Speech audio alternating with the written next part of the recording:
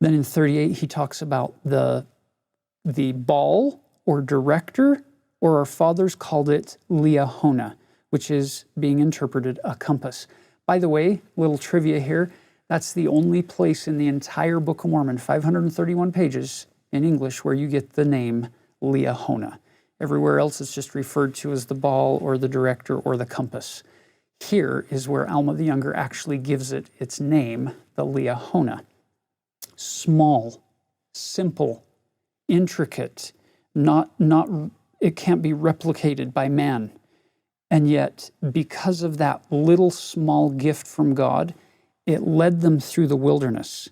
Now look at verse 41. As you analyze as an individual, as a couple, as a family, whatever setting you're in, as you analyze the small and simple things in your life that are like a Liahona, that give incredible direction to guide you in the more fertile parts of the wilderness. Look at verse 41. Nevertheless, because those miracles were worked by small means, it did show unto them marvelous works. They were slothful and forgot to exercise their faith and diligence, and then those marvelous works ceased, and they did not progress in their journey. Sometimes we look for the big, the fantastic, the miraculous, in order to then follow and be diligent and obedient.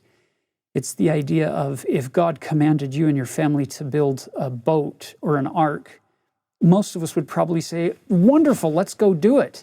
And we would work at it.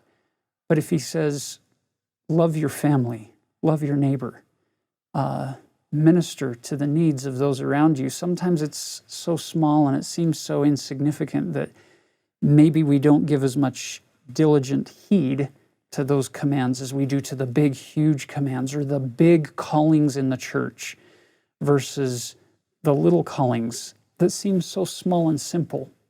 And yet it's often in those callings where lives are totally changed because of a moment here, an experience here, or a pattern throughout that process of working with people and ministering with people.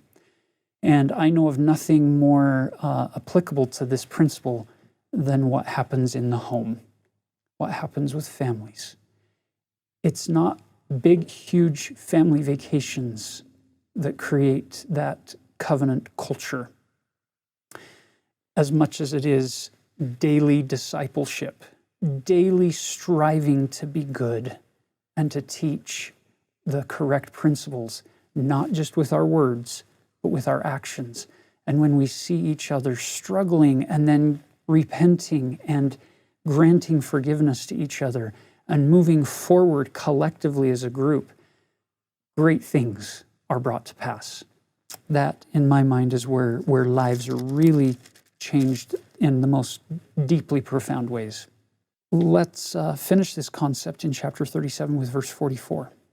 For behold, it is as easy to give heed to the word of Christ, which will point to you a straight course to eternal bliss, as it was for our fathers to give heed to this compass, which would point unto them a straight course to the promised land. You'll notice if you look back a few verses that there were many times when they didn't give diligent heed to that compass, and so they wandered. And Alma tells Helaman here that they spent 8 years wandering because they didn't take a direct course, because they didn't give heed to the words and to the direction given on the Liahona.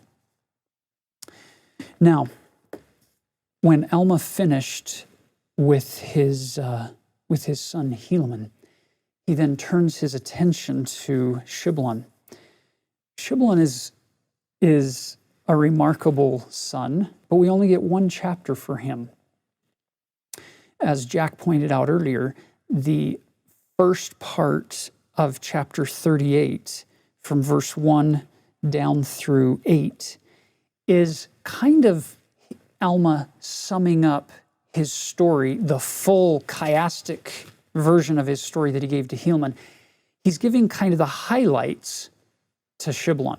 He's not given him the full story in its entire detail.